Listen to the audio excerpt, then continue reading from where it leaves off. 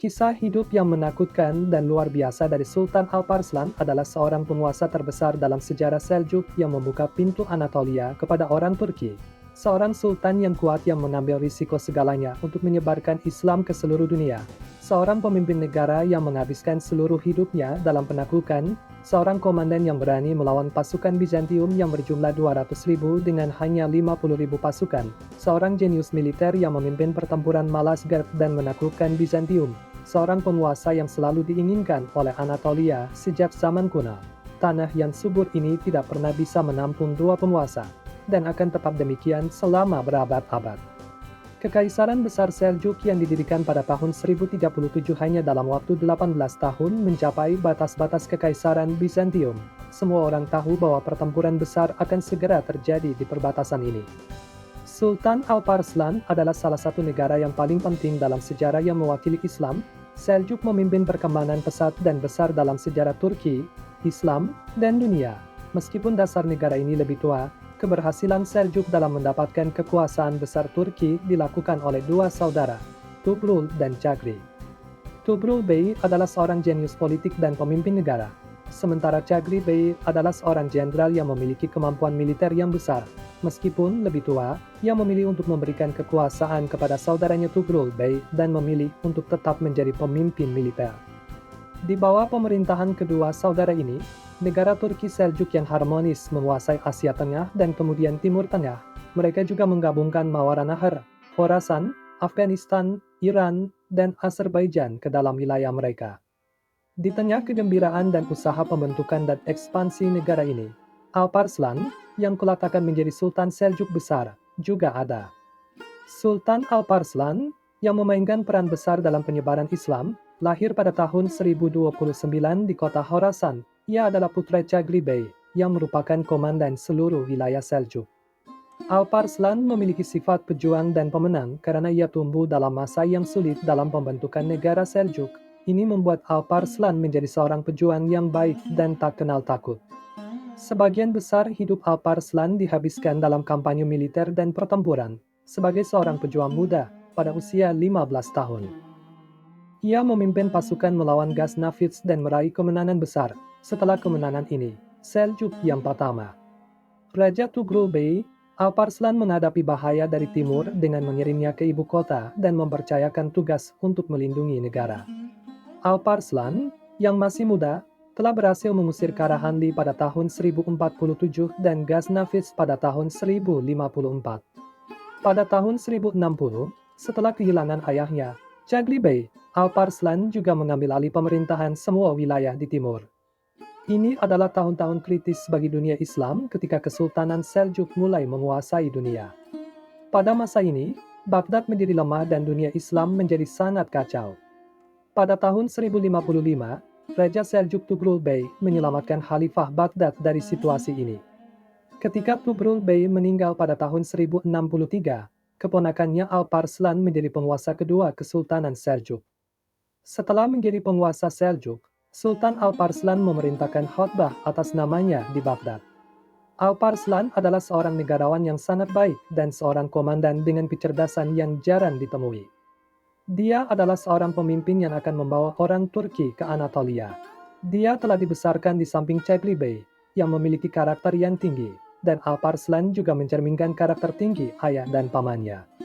Dia bahkan memaafkan mereka yang memberontak dan yang ditawan, bahkan berusaha memenangkan hati mereka dengan perlakuan yang baik. Ini adalah tanda bahwa dia adalah seorang komandan yang layak bagi Islam. Dia sangat menghindari pertumpahan darah di luar pertempuran. Pada saat itu, dia sangat dicintai oleh rakyatnya. Saat ini, semua sejarawan memuji kepribadiannya dan akhlaknya.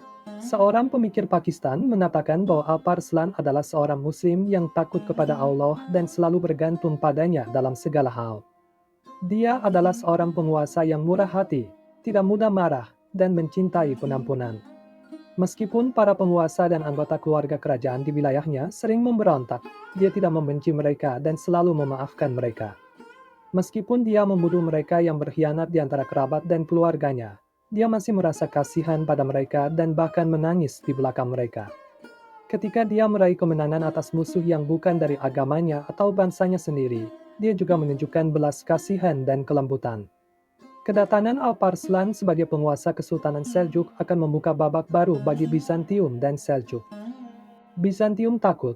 Wilayah Bizantium pada saat itu dalam keadaan buruk. Sebagian besar pasukan telah beralih menjadi tentara bayaran, dan kekaisaran itu sendiri tidak dapat memenuhi kebutuhannya sendiri dan mulai merampok rakyatnya.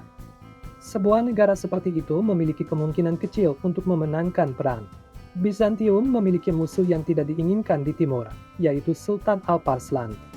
Pertempuran ini adalah pertandingan dengan gelar besar. Jika Sultan Alparslan menang, Khmer akan berpindah tangan. Sebelum bertempur langsung dengan Bizantium, Alparslan melakukan ekspedisi pertamanya ke Georgia dan wilayah Anatolia Timur. Setelah ekspedisi ini, Sultan memutuskan untuk masuk ke Anatolia. Setelah penaklukan ini, Khalifah Abbasiyah memberi Sultan Alparslan julukan Bapak Penaklukan. Tujuan Sultan Alparslan selanjutnya adalah memasuki Anatolia dan menyebarkan Islam di sana. Doa Sultan Alparslan menunjukkan tanggal 26 Agustus tahun 1071, ketika jenius peran Sultan Alparslan sedang mempersiapkan pertempuran Malazgirt. Raja Seljuk telah menyiapkan pasukan 50.000 orang sebelum perang. Ketika Sultan tiba di sekitar Mus dengan pasukannya, ada 200.000 tentara Bizantium di sana.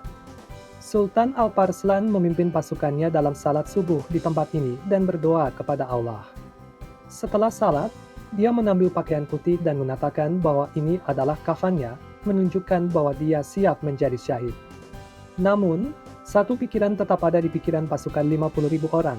Mereka akan memenangkan pertempuran atau mereka juga akan mengenakan kafan putih bersama Sultan. Ketika waktu pertempuran semakin dekat, Sultan berkata kepada pasukannya, "Entah aku akan menang dan mencapai tujuanku, atau aku akan menjadi syahid dan pergi ke surga. Mereka yang memilih untuk mengikutiku, ikuti aku. Mereka yang memilih untuk pergi, pergilah." Di sini, tidak ada yang memerintah dan tidak ada yang diperintahkan. Karena itu, Sultan berkata, "Hari ini aku juga adalah salah satu dari kalian. Aku adalah seorang pejuang yang berjuang bersama kalian. Mereka yang mengikutiku dan mengabdikan diri mereka kepada Allah akan menjadi syahid dan masuk surga, sedangkan mereka yang pergi akan menghadapi kehinaan di dunia dan neraka di akhirat." Pertempuran Malazgirt adalah pertempuran yang sangat penting dalam sejarah dunia. Sultan Alparslan adalah seorang yang sangat baik dalam memanah dan biasanya menggunakan panah dalam pertempuran, tetapi dalam pertempuran ini, dia mengambil gada untuk menunjukkan kepada pasukannya bahwa mereka akan berperang dengan musuh secara langsung. Pertempuran ini adalah pertempuran antara 50.000 orang melawan 200.000 orang, dan merupakan pertempuran antara kekafiran dan Islam. Sultan Alparslan menunggu lama di Malazgirt dengan pasukannya. Ini adalah bagian dari rencana yang telah dia siapkan sejak lama. Sebelum Sultan Seljuk mengayunkan pedangnya, dia memerintahkan pasukannya untuk mundur. Tentara Bizantium mengira pasukan Seljuk takut dan mundur, jadi mereka mulai menyerang Seljuk. Ketika pasukan Bizantium mendekati posisi yang diinginkan oleh Alparslan, seorang prajurit Seljuk melaporkan kepada Sultan, "Tuan, ada sekitar 200.000 tentara yang mendekat ke arah kami." Sultan Alparslan menjawab, "Kami juga menuju mereka." Sultan memberikan perintah serangan kepada seluruh pasukannya.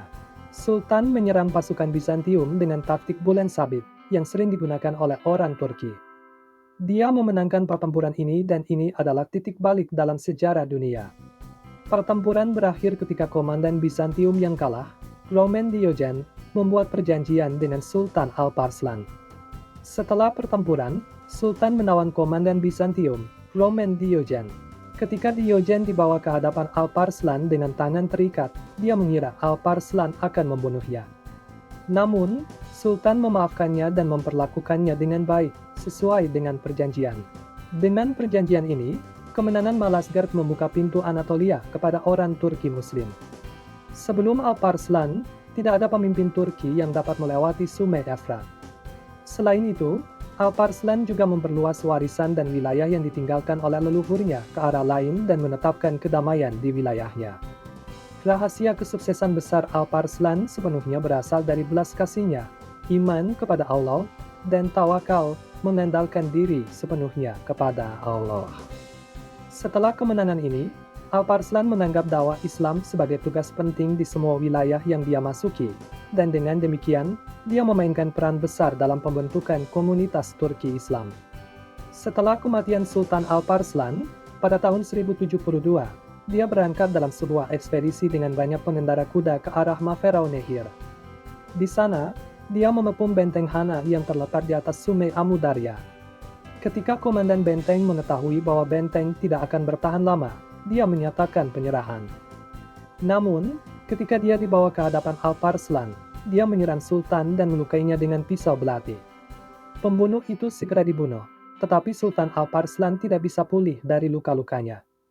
Dia meninggal pada tanggal 25 Oktober tahun 1072, dan kata-katanya adalah sebagai berikut, "Setiap kali saya bertekad untuk melawan musuh, saya berlindung kepada Allah dan memohon pertolongannya.